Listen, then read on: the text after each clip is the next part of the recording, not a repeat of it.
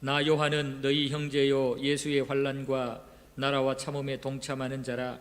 하나님의 말씀과 예수를 증언하였으므로 말미암아 반모라 하는 섬에 있었더니 주의 날에 내게 성령의 내 뒤에서 나는 나팔 소리 같은 큰 음성을 들으니 이르되 네가 보는 것을 두루마리에 써서 에베소, 스무나, 버가모, 두아디라, 사데, 빌라델피아, 라오디게아 등 7교회에 보내라 하시기로 몸을 돌이켜 나에게 말한 음성을 알아보려고 돌이킬 때에 7금 촛대를 보았는데 촛대 사이에 인자 같은 이가 발에 끌리는 옷을 입고 가슴에 금띠를 띠고 그의 머리와 털에 흰 양털 같고 눈 같으며 그의 눈은 불꽃 같고 그의 발은 풀무불에 단련한 빛난 주석 같고 그의 음성은 많은 물소리와 같으며 그의 오른손에 7별이 있고 그의 입에서 좌우에 날선 검이 나오고 그 얼굴은 해가 힘있게 비추는 것 같더라. 내가 볼 때에 그의 발 앞에 엎드러져 죽은 자같이 되매 그가 오른손을 내게 얹고 이르시되 두려워하지 말라. 나는 처음이요 마지막이니 곧 살아있는 자라. 내가 전에 죽었었노라. 볼지어다 이제 세세토록 살아있어 사망과 엄부의 열쇠를 가졌노니 그러므로 네가 본 것과 지금 있는 일과 장차 될 일을 기록하라. 내가 본 것은 내 오른손에 7별의 비밀과 또 7건 촛대라. 7별은 7교회의 사자요 7 촛대는 7교회니라. 아멘. 말세가 되면은 우리가 신앙생활 하는데 제대로 하기에는 점점 어려운 환경 상황이 생깁니다. 세상은 우리가 육신의 쾌락을 즐기기에는 좋아질지 몰라도 그러나 영적으로 신앙생활 하기에는 점점 피폐해져 갑니다. 이것을 우리는 분명히 깨닫고 예상하고 있어야 됩니다.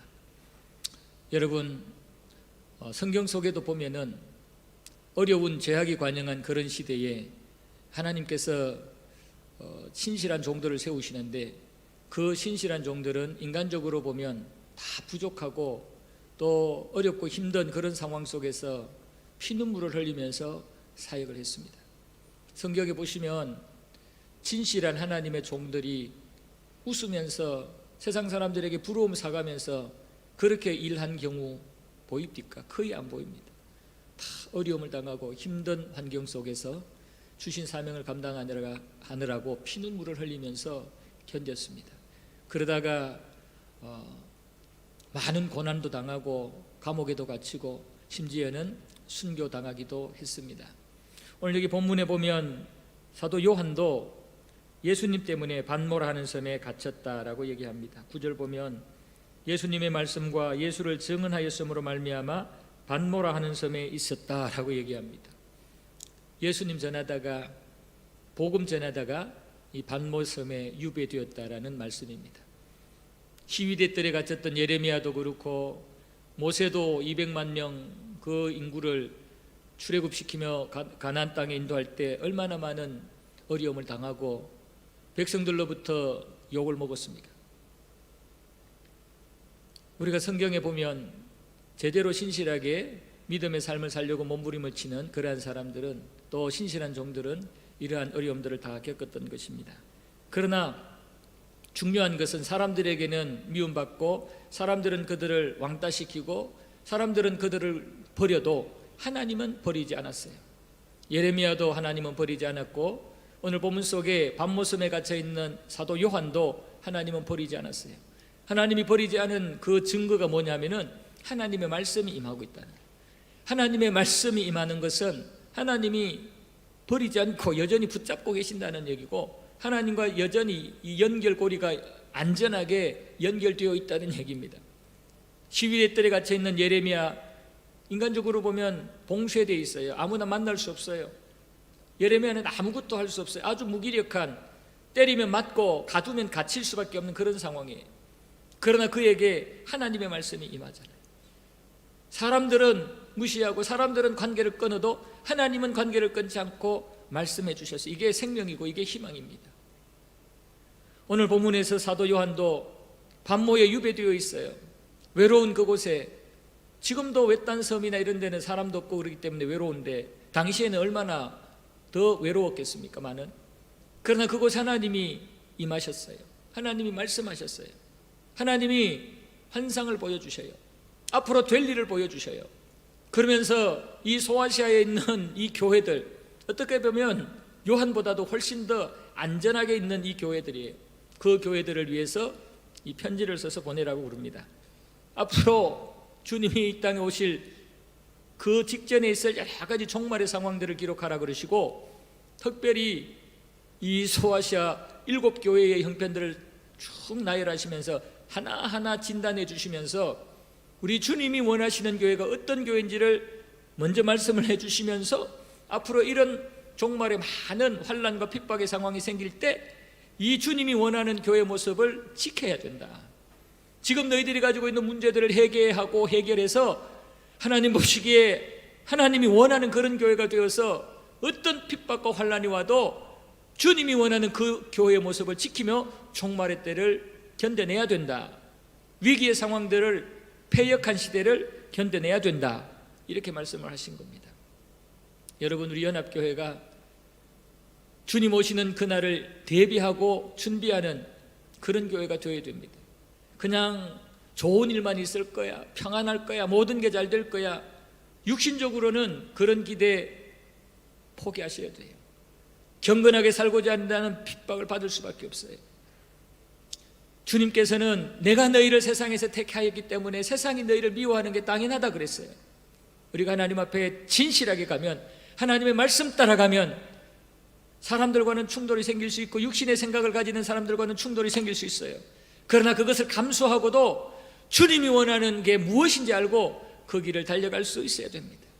그럴 때에 우리에게 여전히 하나님은 함께 하시면서, 사람은 우리를 버려도, 사람과의 관계는 끊어져도 하나님은 우리를 끝까지 붙잡고 계시는 거예요. 오늘 하나님이 원하시는 그 7교회에 하신 말씀들, 그 부분을 먼저 전체적으로 한번 정리를 하면 시간은 아마 넉넉하게 지나갈 것 같습니다. 먼저 7교회의 위치를 한번 보시면 좋겠어요. 여러분들 유인물 다 가지고 계시죠? 예. 유인물 가지고 없으면 뒤에 아마 있을 텐데요. 예, 가지고 참고하시기를 바랍니다. 없으신 분들은 제가 한 10장만 준비하라 했더니 다 진짜 10장만 했나 보네요. 조금 모자라는 것 같은데 옆에 같이 보시고 화면을 보시면 되겠습니다. 하나님이 원하시는 교회 7교회의 그 위치를 한번 보시면 동그라미로 빨간색으로 되어 있는 이곳이 7교회입니다. 우리 유인물 가지고 있는 분들은 유인물로 보시고, 화면에 보시면 여기 버가모, 북쪽에서부터 말씀드리면 버가모, 두아디라, 사데, 빌라델비아, 라오디게아, 이 대각선으로 이 서북쪽에서 동남쪽으로 이렇게 대각선으로 쭉 내려오면서 버가모, 두아디라, 사데, 빌라델비아, 라오디게아 이렇게 위치하고요. 그리고 서쪽으로 서머나 교회와 에베소 교회가 위치해 있습니다.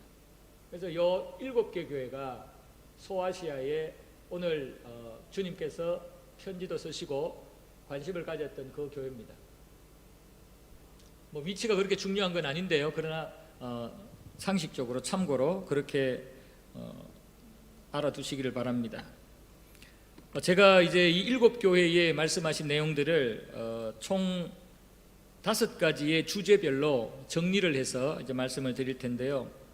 먼저 이 7교회에 말씀하시는 그 예수님, 말씀하시는 예수님에 대한 수식어, 예수님에 대한 설명, 이 부분을 먼저 알려드리겠습니다. 그러면은 예수님이 어떤 분이시고 또 그 교회에게 예수님은 어떤 모습으로 나타나셔서 무엇을 원하시는지 대충 유추할 수 있습니다. 에베소 교회에 나타나신 예수님은 7별을 잡고 7금촛대를 다니신다, 이렇게 말씀을 하고 있습니다.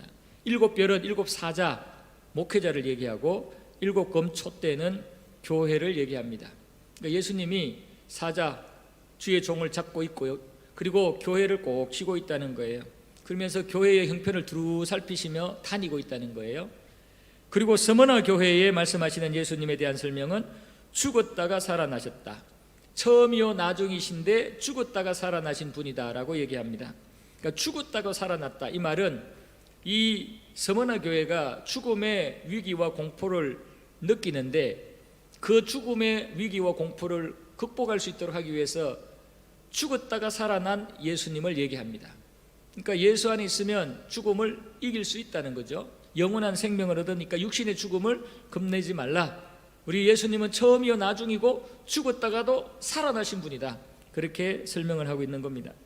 그리고 버가모 교회에 나타나신 예수님은 좌우에 날선 검을 가지신 예수님으로 설명하고 있습니다. 좌우에 날선 검, 칼이 있는데 이 칼이 이 왼쪽 오른쪽 앞뒤로 다 날카로운 칼날이 서 있다는 겁니다. 그만큼 날카롭게 모든 것들을 자를 때 아주 편하게 확실하게 자를 수 있다는 얘기입니다. 다시 말하면 심판하시는 분, 또 더럽고 죄악된 부분을 도려내시는 분, 그런 예수님을 말씀을 하시는 거죠. 그리고 두아디라 교회에 나타나신 예수님은 눈이 불꽃 같고 발이 주석 같은 하나님의 아들이라고 말씀을 합니다. 지난 주일날 바로 며칠 전에 말씀을 드렸습니다.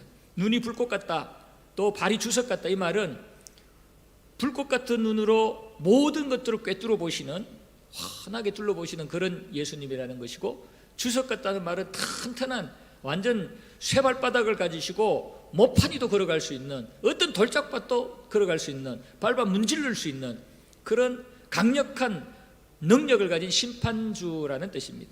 그러니까 주님이 꿰뚫어 보시면 보이지 않는 것이 없고, 주님께서 심판하시려고 할 때 주석 같은 반으로 심판을 하려고 하면 그 심판을 피할 자가 없다는 거예요. 그리고 제우스의 아들 아폴로하고 비교할 수 없는 하나님의 아들이다, 그렇게 표현을 했다는 겁니다. 그리고 사대교회의 예수님의 설명은 7영과 7별을 가지신 분이다, 이렇게 얘기합니다. 여기서는 에베소 교회 말씀하신 7별, 그것하고 좀 달라요. 여기 보면 예수님께서 7영과 7별을 가지셨다, 이 말은